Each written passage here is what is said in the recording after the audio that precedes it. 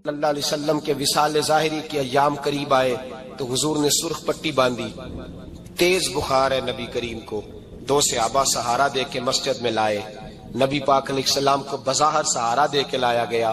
کریم رسول نے لوگوں کو جمع کیا، حضور آج کیا ہونے والا ہے، آج کیا کہا جائے گا، آج کس لیے میٹنگ بلائی ہے؟ نبی کریم کے کل صحابہ جب مسجد میں جمع ہوئے تو کھچا کھچ مسجد بھری ہے۔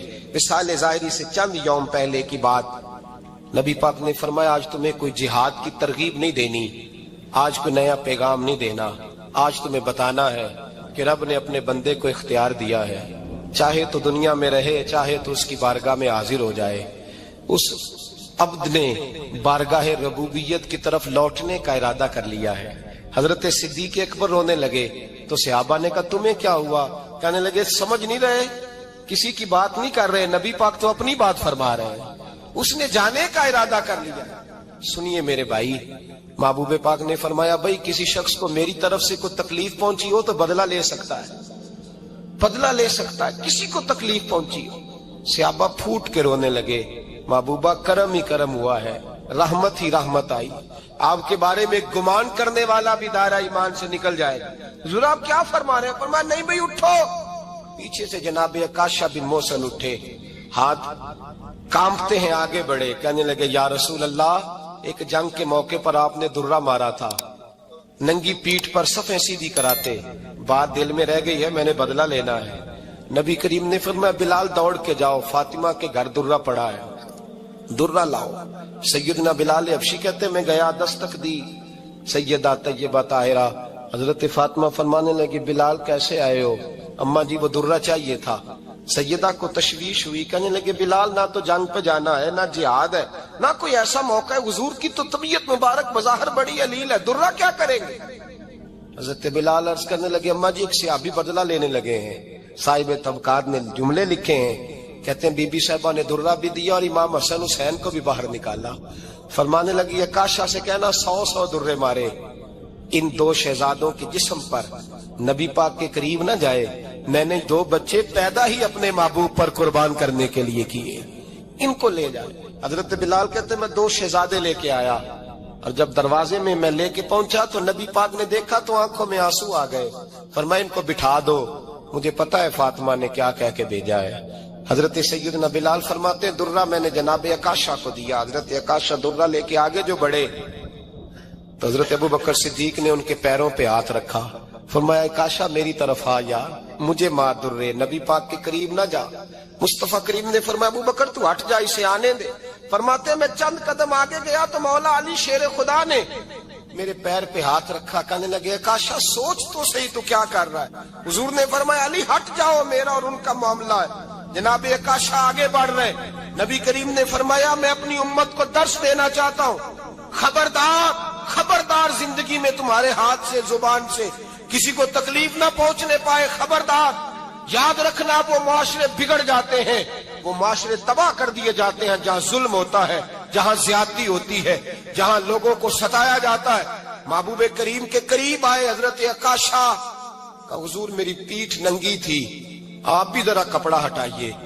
نبی کریم نے پیٹھ سے کپڑا ہٹایا، جناب عکاشہ نے درہ جو اٹھایا تو صحابہ کی چیخیں نکلی۔ حضرت عکاشہ نے درہ دور پھینکا، حضور کے بطن اطہر سے لپٹ گئے، چومنے لگے، کہنے لگے حضور وہ تو صفیں سیدھی کراتے لگ گیا تھا، آپ نے کہاں مارا تھا؟ یا رسول اللہ میں تو بہانہ بنا رہا تھا کہ جاتی دفعہ مجھے وجود چومنے کا موقع نصیب ہو جائے، مجھے یہ موقع نصیب ہو جائے۔ میرے حبیب نے فرمایا جس نے جنتی دیکھنا ہو میرے عکاشہ کی زیارت کر لے۔ بھائی ظلم کا دروازہ کھلا ہوا اور لوگ بھول جاتے ہیں زیادتی کرتے ہوئے۔ ایک بندہ بڑی دور سے آیا نبی پاک صلی اللہ علیہ وسلم کی زیارت کے لیے، بڑی دور سے۔ عرب کے جو سردار ہوتے تھے ان کے بڑے ناز نخرے ہوتے تھے، تو نبی پاک صلی اللہ علیہ وسلم کی خدمت میں وہ شخص بڑی دور سے آیا تو عرب کے بادشاہوں کا مزاج تھا، پروٹوکول بڑا چاہتے تھے، ان کا تو یہ طریقہ تھا کہ حکمرانی کرنی ہے جیسے بھی ہو۔ اگر کسی غلام نے دھوپ میں بندھا رہ گیا، اونٹ اور چھاؤں میں نہیں باندھا تو درے مارتے تھے، اور اگر اس نے کھول کے باندھ دیا تو پھر بھی مارتے تھے، کہتے تھے اتنا سیانا ہو گیا تو انہیں پوچھا ہی نہیں۔ خود بخود ہی باندھ دیا. وہ شخص حضور کی بارگاہ میں آیا اور بہت سارے لوگوں کے پاس کیونکہ وہ جاتا تھا اپنے سربراہ کا پیغام لے کے, تو وہ کانپ رہا ہے جب حضور کی بارگاہ میں گیا, ڈر رہا ہے. اب ذرا بات کو سمجھنا, نبی پاک صلی اللہ علیہ وسلم نے اس سے فرمایا کیوں ڈرتے ہو؟ سادہ آدمی ہے, دیہاتی ہے, بدو ہے. اللہ کے رسول نے تھپکی دی, کیوں ڈرتے ہو؟ تو کہتے ہیں حضور مجھے آداب نہیں آتے اور مجھے ڈر آتا ہے, کوئی بات اگر ایسی ہو گئی آپ مدینے کی حکومت کے سربراہ ہیں تو کہیں آپ ناراض نہ ہو جائیں. حضرت انس بن مالک فرماتے ہیں بات کہاں کی تھی, پہنچ کہاں گئی. جب اس نے یہ کہا نا کہ آپ تو حکومت کے سربراہ ہیں, کہیں کوئی غلطی نہ مجھ سے ہو جائے, تو نبی پاک کی آنکھوں میں آنسو آ گئے. حضور رونے لگے اور نبی پاک صلی اللہ علیہ وسلم فرمانے لگے نہ بھائی تو کسی حکومت کے سربراہ کے پاس نہیں آیا, نہ تو اس بیٹے کے پاس آیا ہے جس کی ماں گوشت کے خشک ٹکڑے کھا کے بھی گزارا کر لیتی. میں تو ایک غریب ماں کا بیٹا ہوں.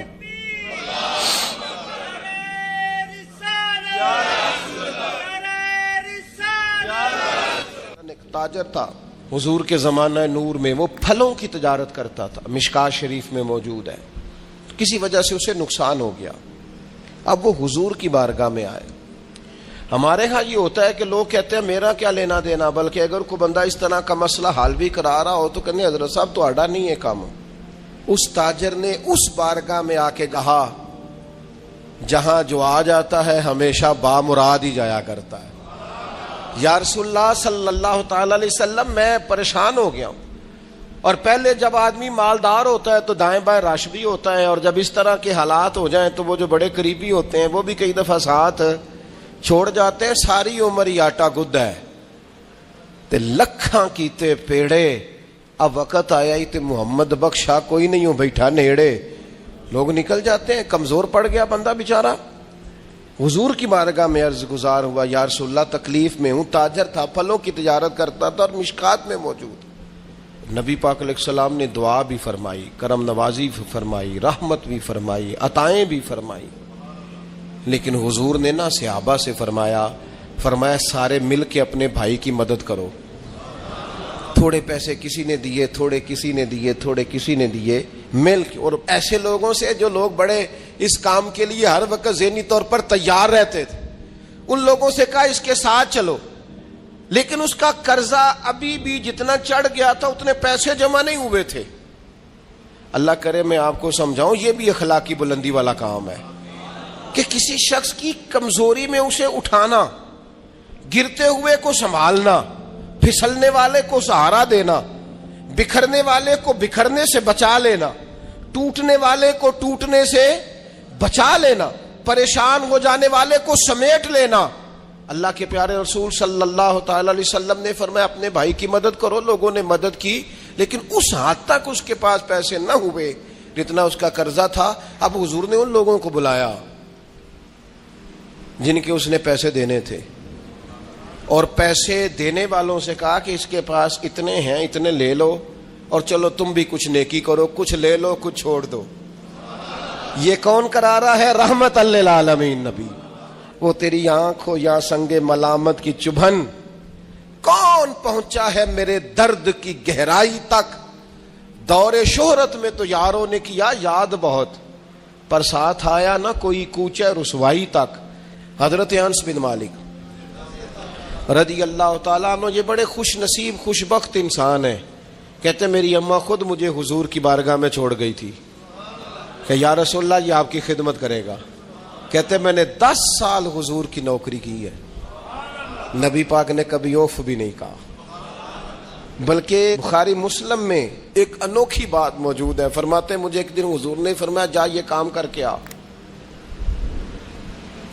کہتے میرے دل میں یہی تھا کہ فوراً جاؤں گا. اسی طرح لفظ موجود ہے, میرے دل میں تھا جاؤں گا کر کے آؤں گا. حضور نے فرمایا کر کے آ. دل میں پکا ارادہ تھا جاؤں گا, لیکن اپنی زبان سے میں نے کہا حضور میں نے کوئی نہیں جانا. یہ کیوں بات کی؟ یہ ذرا لاڈ کے ساتھ کی, یہ ذرا ناز کے ساتھ کی, یہ ذرا نا محبت کے ساتھ کی, یہ ذرا حضور جو پیار کرتے تھے نا اس پیار کو سامنے. حضور میں نے نہیں جانا. تو کہتے ہیں حضور تھپکی دے کے یہ غلام سے بات ہو رہی. حضور فرمانے لگے چل نہ تجھے کہا ہے نہ جا کر کے آ. کہتے میں چلا گیا، اسی ارادے سے گیا تھا جاؤں گا، لیکن رستے میں جب میں گیا تو بچے کھیل رہے تھے، میں نے بھی کھیلنا شروع کر دیا۔ کھیل رہا ہوں، دیر ہو گئی، حضور نے بھیجا تھا کسی کام۔ اب جب زیادہ دیر ہوئی تو کریم گھر سے نکلے، اور جب حضور نے مجھے دور سے دیکھا اور مجھے کریم کے آنے کا پتہ چلا تو اب میں ڈرا۔ اب میرا انداز بڑا جدا گانا ہو گیا، چونکہ حضور نے بھیجا تھا۔ یہ تو خادم کی بات ہے نا، اے سچی گل دسیا جی اپنا منڈا بھی کدے نہ جائے تے او تینوں میں کلیا سی، تو گیا کیوں نہیں؟ ناراض نہیں ہونا آپ نے، لیکن چلو بچہ ہے، کسی وقت دیر سویر بھی ہو ہی جاتی ہے، کیوں اتنی سختی کرتے ہیں؟ حضرت انس بن مالک کہتے ہیں جب حضور کو آتے دیکھا تو میں پوری طرح ڈر گیا، لیکن قریب محبوب جب میرے قریب آئے اور مجھے ڈرا ہوا دیکھا نا، تو پھر رحمت للعالمین محبوب کی رحمت کا بادل چھایا، اور جب حضور مجھے دیکھ کے ہنسے نا، بس وہ ہنس گئے اور میرا کام بن گیا۔ بس کریم تھوڑی دیر ہوئی، ایک آیا کالیاں زلفاں والا، ایویں دو کڑیاں میرے من وچ رکیا تے کر گیا نور اجالا۔ بات بن گئی، بات طبیعت ٹھنڈی ہو گئی۔ تو حضور فرمانے لگے میں نے کہا تھا جاؤ، گئے نہیں؟ اب جب حضور مسکرا گئے تو بات ہی ختم ہو گئی۔ یا رسول اللہ صلی اللہ علیہ وسلم جانے لگا ہوں، تو حضور نے پھر شروع سے بات شروع کر دی، حضور جانے لگا ہوں، فرمایا جا دوڑ کے آ، پھر جو کہا تھا وہ کر کے آ۔ لیکن وہ بیچ میں جو دیر ہوئی تھی، وہ جو لیٹ ہوئی تھی، اور جو میں کہہ کے آیا تھا میں نے نہیں جانا، حضور نے اس بات پر مجھ سے کوئی سختی نہیں کی۔ حضرت جابر ابن عبداللہ فرماتے ہیں، اور یہ بھی آپ کو مسلم شریف میں ملے گا، فرماتے ہیں کہ جنگ میں میں حضور کے ساتھ تھا، میرا اونٹ بڑا کمزور ہو گیا، بیمار ہو گیا، چل نہیں رہا تھا۔ حضور میرے قریب آئے اور پیچھے آ کے فرمانے لگے اسے بھگاتا کیوں نہیں؟ میں نے کہا حضور بیمار ہے، کیسے بھگاؤں؟ تو نبی پاک نے نا اونٹ کو ایک درہ لگایا اور گویا پیغمبر اعظم نے حکم دیا، نبی رحمت نے، نبی اکرم نے حکم دیا، فرمایا اونٹ بھاگتا کیوں نہیں؟ وہ جو سب سے پیچھے تھا وہ سب سے آگے نکل گیا۔ واہ کیا جود و کرم ہے شہ بطحا تیرا، اور نہیں سنتا ہی نہیں مانگنے والا تیرا۔ سرکار نے حکم دیا، وہ اونٹ سب سے آگے نکل گیا۔ اب حضور گھوڑا دوڑا کے آگے آئے اور فرمانے لگے جابر یہ اونٹ میرے ہاتھ بیچ نہیں دیتا، وہ بیمار تھا، حضور کے حکم سے بھاگا ہے، فرمایا بیچ نہیں دیتا۔ کہا نہیں یا رسول اللہ ویسے ہی رکھ لیں، فرمایا نہیں میں پیسے دوں گا۔ یا رسول اللہ آپ کا یہ ہے، فرمایا نہیں آپ قیمت بتائیں۔ حضور ٹھیک ہے اتنے کا اونٹ ہے، میں مدینہ طیبہ جا کے آپ کی خدمت میں پیش کر دوں گا۔ حضرت جابر ابن عبداللہ فرماتے ہیں حضور نے مجھ سے اونٹ خریدا، مدینہ طیبہ پہنچ کر نبی پاک صلی اللہ تعالی علیہ وسلم نے سیدنا بلال حبشی سے فرمایا جابر کو اونٹ کی قیمت بھی دے دو اور کچھ پیسے زیادہ بھی دے دو۔ فرماتے ہیں مجھے اونٹ کی قیمت بھی مل گئی، کچھ پیسے زیادہ بھی مل گئے، اور جب میں حضور کی بارگاہ میں حاضر ہوا اونٹ پیش کر کے اور قیمت لے کے جانے لگا تو حضور فرمانے لگے جابر جانا نہیں، قیمت بھی تیری ہے، اونٹ بھی تیرا ہے۔ نبی پاک نے وہ اونٹ بھی تحفے میں مجھے واپس دے دیا۔ یہ اخلاقی رویے کی بلندی کہ کسی شخص کی غربت میں اسے نوازنا، لیکن اس طرح کا نوازنا کہ اسے محسوس نہ ہو۔ حضور اونٹنی پہ ہے، احرام باندھا ہوا ہے، 1,40,000 کم و بیش غلام سامنے کھڑے، عرفات کا میدان۔ محبوب فرمانے لگے پہلا جملہ، جو درد والے تھے وہ تڑپ گئے، یہ سارے درد والے تھے لیکن کچھ زیادہ مزاج شناس تھے۔ محبوب نے پہلا جملہ کہا، حضور فرمانے لگے لوگو جس طرح آج اکٹھے ہوئے ہیں شاید اس کے بعد دوبارہ ہم اکٹھے نہ ہوں۔ پہلا اعلان ہی کر دیا کہ یہ تمہارے ساتھ جو آج خطبہ ہے نا اس میں اشارہ دے دیا کہ دوبارہ نہیں جمع ہوگے، اگلا حج نہیں کرنا، بس ختم ہوئی بات۔ یہ آخری پہلی بات ہی حضور نے یہ بیان کی۔ اب وہ اتنے دل نرم ہو گئے حضور کی بات سن کے، آنکھوں میں آنسو اس طرح آ گئے، طبیعت کا ملان اتنا بڑھ گیا کہ ہر ایک کا دل کشکول بن گیا، ہر طرف سے آہیں اور سسکیاں ہیں کہ حضور کے وہ جملے یوں صحابہ لے رہے تھے جب آپ سے کوئی کہہ دے کہ بھائی بس بھائی یہ وقت بس آخری ملاقات کا ہے تو پھر انہوں نے وہ تو حضور کی ہر بات ہی توجہ سے سنتے تھے، پر یہاں جو انداز بن گیا وہ انوکھا بن گیا. فرمایا شاید دوبارہ ملاقات نہ ہو. پھر میرے کریم محبوب صلی اللہ تعالی علیہ وسلم نے فرمایا جس طرح تمہارے لیے یہ شہر حرمت والا ہے، مکہ حرمت والا ہے نا، ایک نیکی کرو تو مکے میں 1,00,000 کا ثواب، حرم مکہ میں ایک گناہ کرو تو وہ بھی 1,00,000 لکھا جاتا ہے. حرمت والا ہے، بڑی عزت والا ہے. فرمایا جس طرح یہ گھر عزت والا ہے کعبہ، جس طرح یہ شہر عزت والا ہے، فرمایا جس طرح آج کا دن حرمت والا ہے، مسلمانوں میں تمہیں بتا کے جا رہا ہوں، تمہیں سمجھا رہا ہوں، اسی طرح میں نے تم سب پر ایک دوسرے کے مال اور عزت کو حرمت والا کر دیا ہے. اور صحابہ کو نا حضور نے پہلے یہ سبق پورا، حضور نے پوچھا، یہ بھی ذرا کمال ہے، یہ بخاری مسلم کی حدیث ہے. حضور نے صحابہ سے پوچھا 9 ذی الحج ہے، جمعے کا دن ہے، ذی الحج کا مہینہ ہے، سب کو پتہ ہے، دیکھیں نا آپ جمعہ پڑھنے ہیں تو میں آپ سے کہوں کہ آج آپ کون سا دن ہے تو آپ کہیں کہ جناب جمعہ ہے، عجیب آدمی ہے جمعہ پڑھا رہے ہو. لیکن جو صحابہ کا انداز ہے وہ اور ہے. حضور نے پوچھا آج یہ کون سا مہینہ ہے؟ یہ ادب ہے، یہ مقام ہے، یہ وہ مقام ہے جہاں بہت سارے صرف عقل والے بندے جو ہوتے ہیں نا وہ بیچارے گرتے پڑتے ہیں، کہتے ہیں جی بات آتی ہو تو بتانی چاہیے، یہ کیا بات ہوئی جی بندہ بولے ہی نا، یہ کیا لیکن کچھ لوگ ایسے ہیں جن کا دھارہ ادب کچھ اور ہوتا ہے، انہیں ڈھیروں باتیں بھی آتی ہوں تو ہر جگہ بات کرنے کی نہیں ہوتی، سب جگہ کہانیاں سنانے کی نہیں ہوتی. حضور نے فرمایا کون سا مہینہ ہے؟ قربان جائیں بھیا کو زبان ہو کے کہنے لگے واللہ و رسولہ عالم، اللہ جانے اللہ کا رسول جانے. سانو تے قید سجن دا گہنا ہے، او جنج رکھے اساں اونج رہنا ہے، ہمیں کیا پتا. پوچھا کسی نے، لکھا ہے صوفیاء نے، کسی نے پوچھا تمہیں پتہ نہیں، کہنے لگے چپ کر، ہمیں کیا پتا کون سا مہینہ ہے. تو حضور نے فرمایا آج تاریخ کون سی ہے؟ بھائی صاحب کو پتا تھا نا 9 ذی الحج کو یہ حج ہوتا ہے، کون سی تاریخ ہے؟ کہا واللہ و رسولہ عالم، اللہ جانے اللہ کا رسول جانے. قربان جائیں. حضور نے پوچھا دن کون سا ہے؟ سب کو پتا ہے جمعہ ہے. کہنے لگے واللہ و رسولہ عالم، اللہ جانے اور اللہ کا. وہ صحابہ بتا کیوں نہیں رہے؟ تو اہل محبت کہتے ہیں صحابہ کا جواب یہ تھا ہمیں کوئی مہینوں سے غرض ہے، ہمیں کوئی دن سے غرض ہے، ہمیں کوئی تاریخ سے غرض ہے. حاجیو آؤ شہنشاہ کا روزہ دیکھو، کعبہ تو دیکھ چکے، کعبے کا بھی کعبہ دیکھو، ہمیں تو محبوب سے غرض ہے. مہینہ تھا ذی الحج کا، اگر حضور کہہ دیتے ذی الحج نہیں ذی قعدہ ہے تو ہم نے ذی قعدہ ہی بنا لینا تھا. تاریخ تھی 9، اگر حضور فرما دیتے 11 ہے تو ہم نے 11 ہی بنا لینی تھی. دن تھا جمعے کا، اگر حضور کہتے پیر ہے تو ہمیں کیا لگے، ہمیں تو محبوب کی رضا چاہیے. آپ دیکھیں نا ایک صحابی کے ہاتھ ذرا لمبے تھے تو حضور نے فرمایا یا ذوالیدین، او لمبے ہاتھوں والے. ان سے کوئی پوچھتا نام کیا ہے تو کہتے میرا نام ہے 2 ہاتھوں والا. او بھائی میرے بھی 2 ہیں، تم کیوں 2 ہاتھوں والا؟ کہنے لگے یہ نہیں مجھے پتا، مجھے نبی پاک نے کہا 2 ہاتھوں والا. تو ٹھیک ہو گئی جو حضور نے نام رکھ دیا.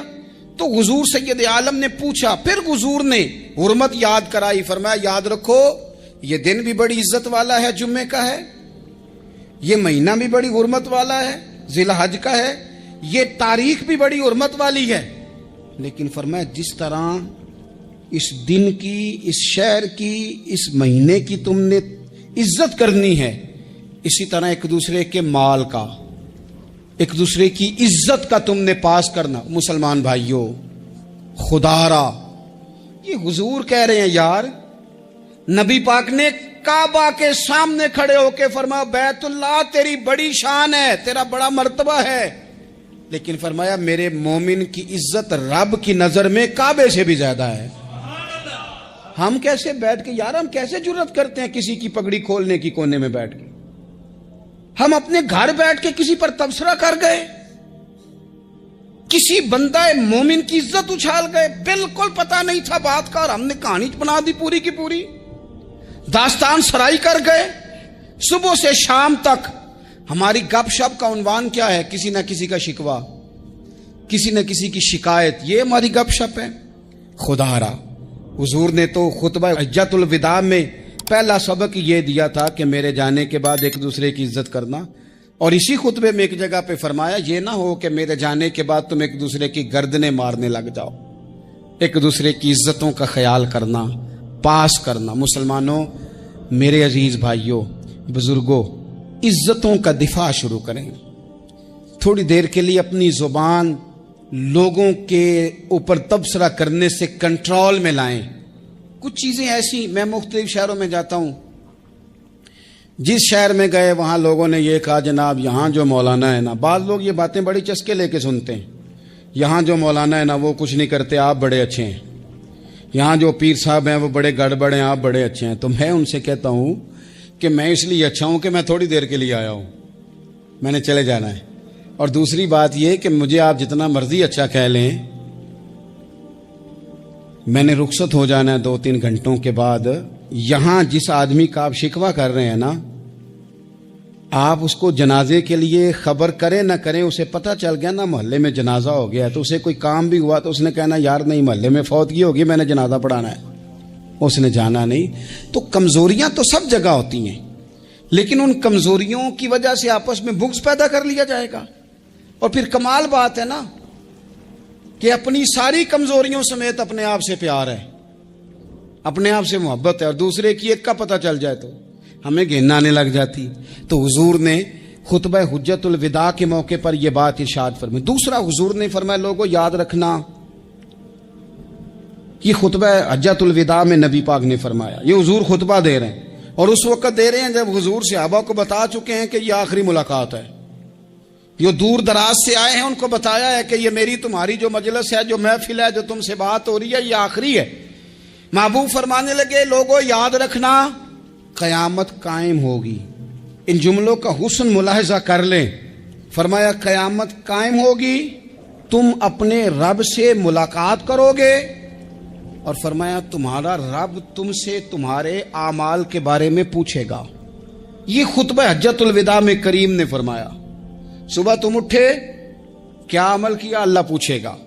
کسی سے ملاقات ہوئی، طرز کیا تھی، سوچ کیا تھی، اللہ پوچھے گا۔ لین دین میں کیا معاملات تھے، تمہارے اعمال کے، اللہ سے ملاقات ہوگی، وہ کھڑا کر کے پوچھے گا۔ اور حدیث میں کئی جگہ پہ حضور نے فرمایا وہ تم سے سوال کرے گا، تمہیں جواب دینا ہے۔ میرے عزیز بھائیوں، تیار رہنا چاہیے، تیار۔ ہم نا منت کرتے ہیں آخری دن ہو نا، تنخواہ دار لوگ کہتے ہیں یار یہ آخری ایام چل رہے ہیں، کوئی خرچہ نہ بتاؤ، اس لیے کہ حساب کے متھے لگنا ہے۔ آخری دنوں میں، بجٹ کے دنوں میں لوگ پریشان ہوتے ہیں کہ حساب دینا ہے۔ جب رب سے ملاقات کریں گے اور وہ حساب مانگے گا، کتنا مشکل کام ہے۔ اور ایک مقام پہ حضور نے فرمایا جس سے اللہ نے حساب مانگا وہ تو الجھ گیا، دعا کرو وہ حساب مانگے ہی نہ، بے حساب ہی بخشش فرما دے۔ نبی پاک صلی اللہ تعالی علیہ وآلہ وسلم نے ارشاد فرمایا اسی خطبہ حجت الوداع میں، حضور فرمانے لگے سن لو، میں نے تم تک اللہ تعالیٰ کا پیغام پہنچا دیا ہے۔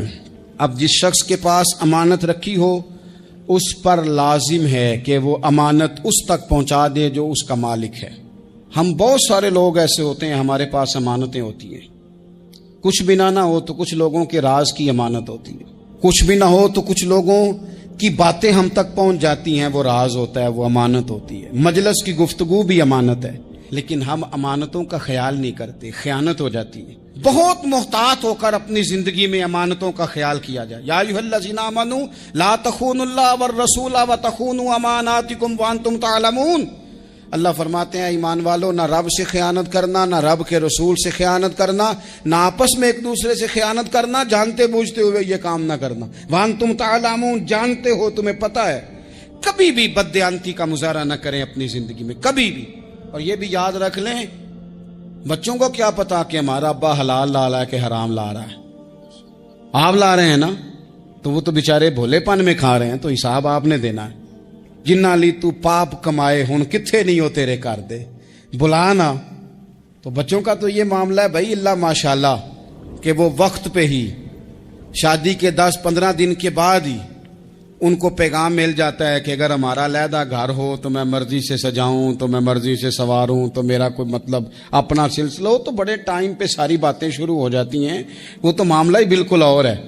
تو بالکل کسی بھی امانت میں کبھی بھی خیانت کرنے کی کوشش نہ کریں، اور یاد رکھیں مال حرام جہاں آتا ہے وہاں بڑی تباہی آتی ہے، جہاں لوگ بددیانت ہو جاتے ہیں وہاں معاملات بڑے خراب ہو جاتے ہیں۔ اللہ تبارک و تعالی دیانتداری کی توفیق عطا فرمائے۔ حضور نے خطبہ حجۃ الوداع کے موقع پر فرمایا میں نے آج جاہلیت کے سارے سود ختم کر دیے۔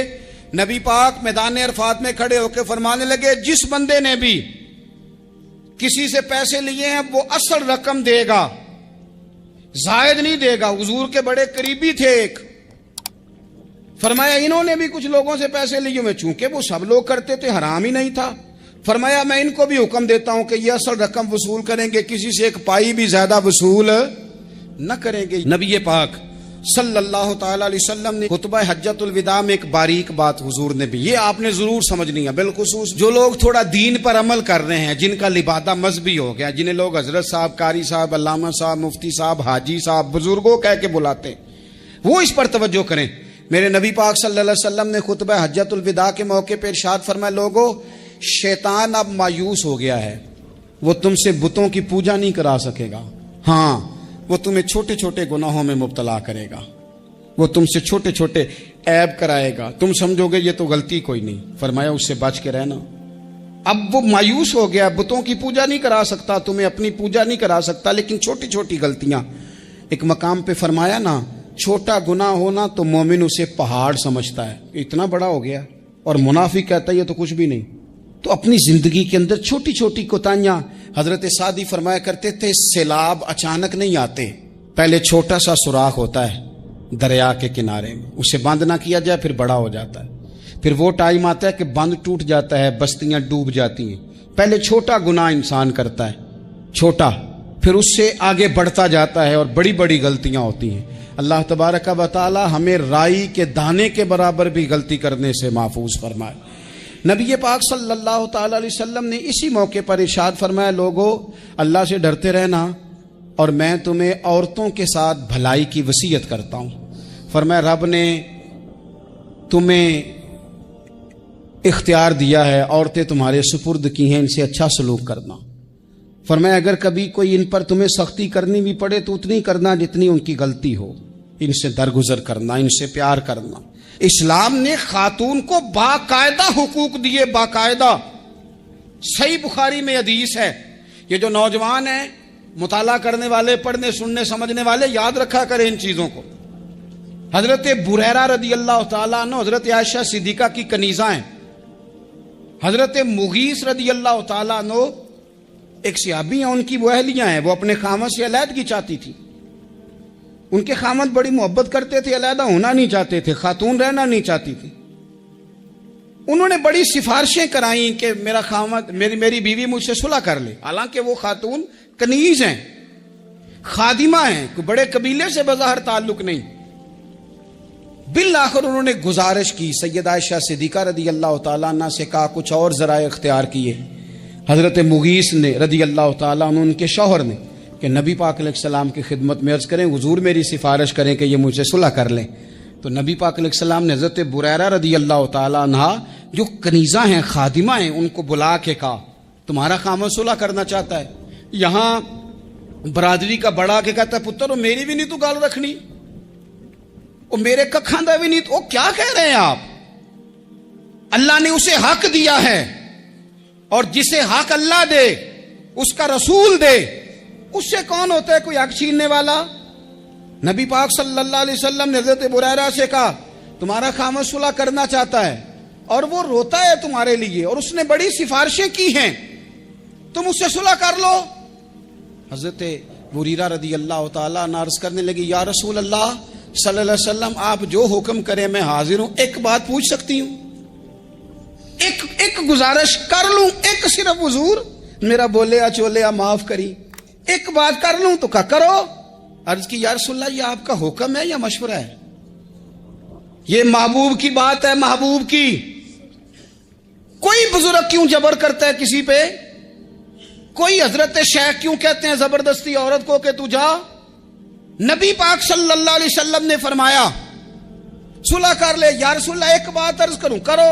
حضور حکم ہے کہ مشورہ ہے؟ تو نبی پاک نے فرمایا نہیں مشورہ ہے۔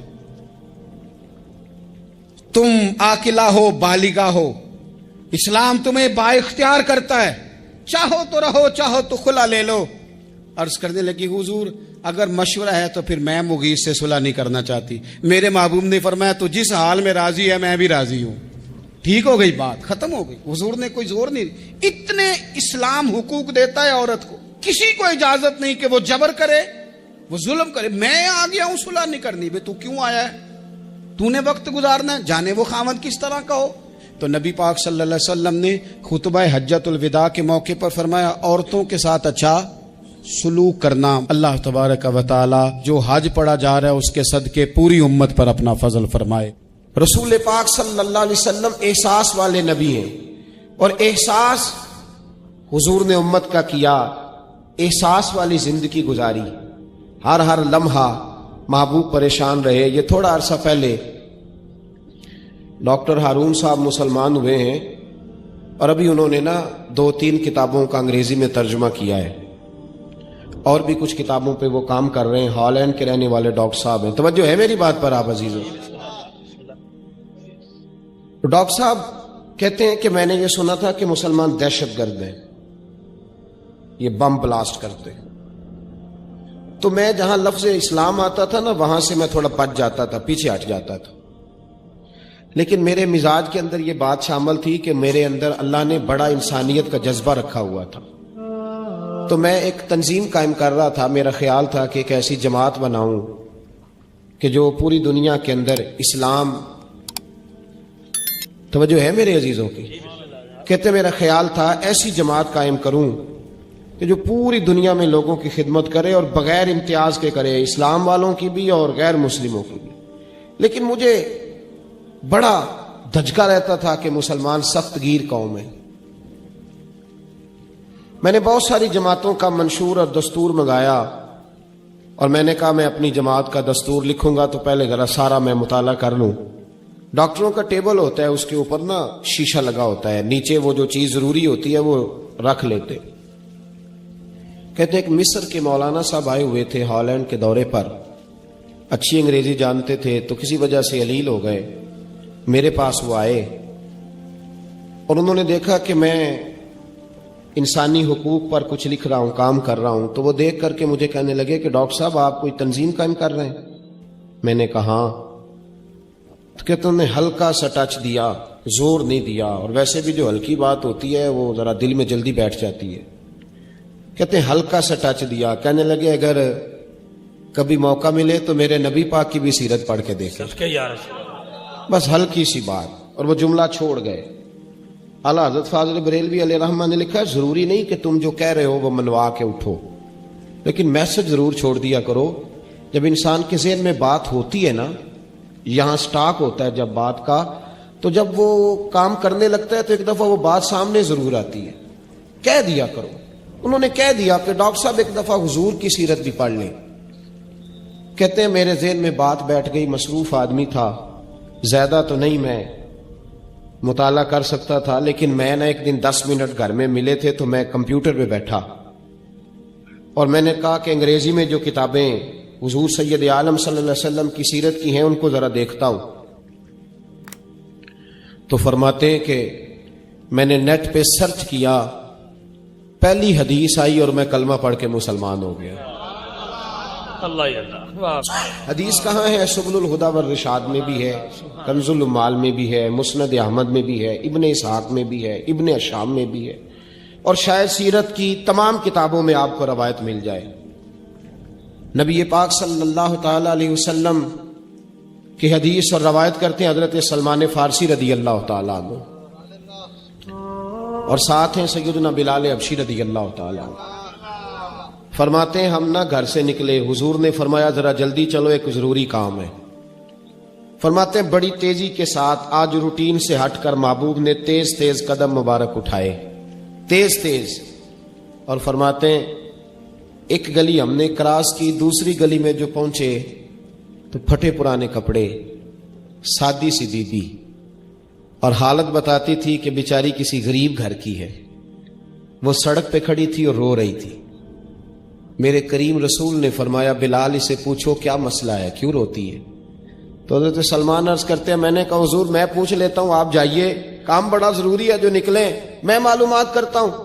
تو محبوب نے فرمایا نہیں، اس کے آنسو پوچھنے سے ضروری کوئی کام بھی نہیں، پہلے اس کی داد رسی ہوگی، اسے پہلے پوچھا جائے گا۔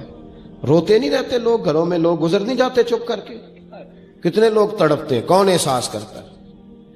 نبی پاک سید عالم صلی اللہ علیہ وسلم رکے اور اس خاتون سے پوچھا کیا بات ہے؟ اس نے کہا کہ بات کوئی بھی نہیں، میرا ایک ہی موٹا سا مسئلہ ہے۔ کہا وہ کیا؟ کہنے لگی میں غریب ہوں، اور غریبی بذات خود بہت بڑا گناہ ہوتی ہے، لوگ بڑا جرم سمجھتے ہیں اس کو بذات خود۔ میں نے شروع میں کہا نا کہ مذہبی سٹیج کی بھی صدارت غریب آدمی نہیں کر سکتا، کیونکہ غریب جو ہوا جد کول دتھی ہونی انہیں نیڑے بہنا ہے نا جی، جد کول نہیں انہیں تو پیچھے جا کے بہنا اینڈ تے کول کہڑا دتھی ہے۔ اس سٹیج پہ بھی غریب آدمی کی صدارت نہیں ممکن ہو ہی نہیں سکتا۔ میرے رسول پاک سید عالم صلی اللہ تعالی علیہ وآلہ وسلم نے فرمایا پہلے اسے پوچھو کیا مسئلہ ہے۔ تو کہنے لگی میں غریب ہوں، بوڑھی ہو گئی ہوں، ساری زندگی غلامی میں گزاری ہے، تیل لینے آئی تھی 5 دینار کا، بوتل میں تیل بھروایا ہے، اور اب بوڑھی ہوں نا تو کمر درد کرتی ہے، پیر پیچھے موڑا ہے تو میں گری ہوں، تیل زمین پی گئی ہے، اب زمین تو واپس نہیں کرتی، لیکن واپس جاؤں گی تو ایک یہودی عورت کی ملازمہ ہوں، وہ درے سے مارے گی، کھال ادھیڑ دے گی، میں بڑی پریشان ہوں، اب نہیں مار کھائی جاتی، ہڈیاں بوڑھی ہیں، قربان جاؤں۔ حضرت بلال کو حضور نے حکم دیا، فرمایا دوڑ کے گھر جا 5 دینار لا۔ فرماتے ہیں 5 دینار لائے، تیل خرید کے دیا، وہ پھر رونے لگی۔ فرمایا آپ کیوں روتی ہے؟ اس نے کہا بتایا نا غریب ہوں، غریب کا جرم کوئی نہیں ہوتا، لیکن پیس دیا جاتا ہے، پھر بھی مار تو اب بھی پڑے گی، اب کیوں پڑے گی؟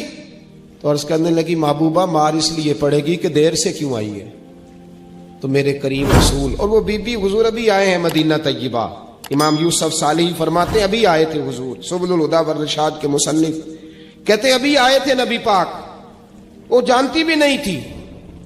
تو سید عالم صلی اللہ تعالی علیہ وسلم نے فرمایا اچھا مار پڑے گی؟ کہا ہاں۔ او بھائی کونسلر جو کل آپ کو کہہ رہا تھا نا میں آپ کا خادم ہوں، کونسلر بے گناہ، بلکہ ہمارے ایس ایچ او صاحب اگر چودھری پہ پرچہ آ جائے تو اس کو ٹیلی فون کر کے پوچھتے ہیں صاحب جی تہاڈے خلاف درخواست آئی ہے، ادا کی کرنا ہے؟ تو غریب آدمی بیچارہ، اس کی غلطی یہ تھی کہ وہ غریب تھا تو اس نے ریڑھی لگا لی چوک میں، اس کو دبوچ کے لے گئے، تینوں پتہ نہیں اتنے نہیں کھلوئی دا، تو اس کے پاس کل انویسٹمنٹ ہی 5000 تھی، سارا لے گئے۔ پھر وہ کونسلر صاحب کے پاس چلا گیا ہے، سر میرے نال چلے آجے ذرا میں تھانے جانا ہے۔ انہوں نے کہا گڈی کرائی آ، پیسے ہے نہیں ایویں تھانے جائیدا ہے۔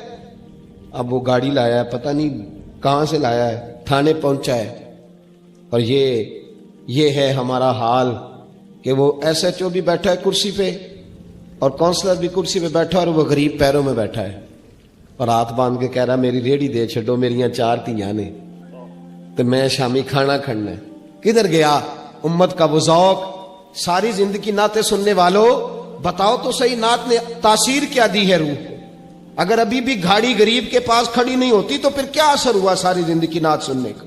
میرے مصطفیٰ کریم سید عالم صلی اللہ تعالی علیہ وسلم نے فرمایا اس خاتون سے یہاں کونسلر ساتھ نہیں جاتا، کہتا ہے کر دیا ٹیلی فون، سویرے 9 بجے پہنچ جانا۔ پر کائنات کی سب سے معزز شخصیت حضرت سیدنا بلال حبشی رضی اللہ تعالیٰ عنہ فرماتے ہیں میرے نبی پاک نے فرمایا بی بی چل میں تیرے ساتھ چلتا ہوں، گویا اللہ کی ساری رحمتیں اس کے ساتھ ساتھ چلنے لگی۔ اور آگے آگے نہیں، ساری کتابیں پڑھ لو، وہ پھٹے پرانے کپڑوں والی بی بی آگے آگے اور اللہ کے کریم رسول پیچھے پیچھے، ساری گلیاں اس نے پھرائی، مدینے کی صحرا آ گیا۔ ایک دروازے پہ دستک دی، سے مالکن آئی، وہ بی بی بعد میں کہتی ہے میں بھی بڑی ڈاڈی تھی، طاقت ہی نہیں تھی میرے سامنے کو کھڑا ہو سکے، لیکن جب میں باہر نکلی تو میں نے نور کے حالے میں لپٹی ہوئی ایک عظیم ہستی کو دیکھا۔ فرماتے محبوب کے گورے چٹے رنگ کے اوپر کالی زلفیں اور محبوب پاک کی مقدس آنکھیں جب تک بات کرتے رہے نظریں زمین پہ جھکی رہیں۔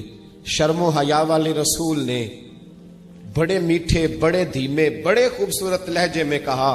بریلی کے امام فرماتے ہیں نیچی نظروں کی شرم و حیا پہ درود. بڑے دھیمے لہجے میں فرمایا تیری نوکرانی ہے تیری. عورت کہتی ہے میں تو حضور کے جلووں میں محو ہو گئی کہ سادگی میں اتنا حسن میں نے دیکھا ہی نہیں. تیری نوکرانی ہے. کہا تو میرے محبوب نے فرمایا بیچاری کی غلطی کوئی نہیں، اسے مارنا نا، اس سے تیل گر گیا تھا، نیا خریدتے دیر ہو گئی، رو رہی تھی تو میں سفارش کرنے آیا ہوں. وہ خاتون کہتی ہے کسی کی نہیں مانی تھی، پر محبوب کے جملوں میں تاثیر اتنی تھی. ککھ سواد نہیں مشری اندر، اساں کھنڈا می چکھ ڈٹھیاں، انہاں ساریاں شیواں نالوں گلاں سجن دیاں مٹھیاں. فرماتے ہیں نبی پاک صلی اللہ تعالی علیہ وآلہ وسلم نے فرمایا کچھ نہ کہنا. کہنے لگی نہیں کہتی، میرا وعدہ رہا، کچھ نہیں کہوں گی. اب میرے حبیب نے پھر نظر اٹھائی اور اس غریبنی کی طرف دیکھا اور فرمایا تو اگر کہے تو میں جاؤں، تو اگر کہے تو میں خود بھیک دیں، خود ہی کہے منگتے کا بھلا ہو، تو اگر کہے تو میں جاؤں. اس نے خراج پیش کیا تو چند آنسو گرائے. کہنے لگی محبوبہ جیسے بندہ نوازی. حضور نے رخ پھیرا تو حضرت بلال کہتے میں پیچھے رہ گیا. میں پیچھے رہ گیا تو وہ دونوں بیبیاں دوڑ کے میرے پاس آئیں. کہنے لگی بتا تو صحیح ہے کون، یہ بتا تو صحیح کون تھے. تو حضرت بلال کہنے لگی تم نہیں جانتے. جناب بلال فرمانے لگے یہی تو ہیں جنہیں اللہ نے سچا رسول بنا کے بھیجا ہے. بیبیاں دوڑ کے آئیں. کہنے لگی محبوبہ دروازے تک آئے ہو تو خالی تو نہ لوٹاؤ، مہربانی فرماؤ ہمیں بھی کلمہ پڑھا دو. ڈاکٹر ہارون کہتے ہیں وہ بیبیاں وہاں کلمہ پڑھ رہی تھی اور میں حدیث پڑھ کے کلمہ پڑھ رہا تھا. بھائی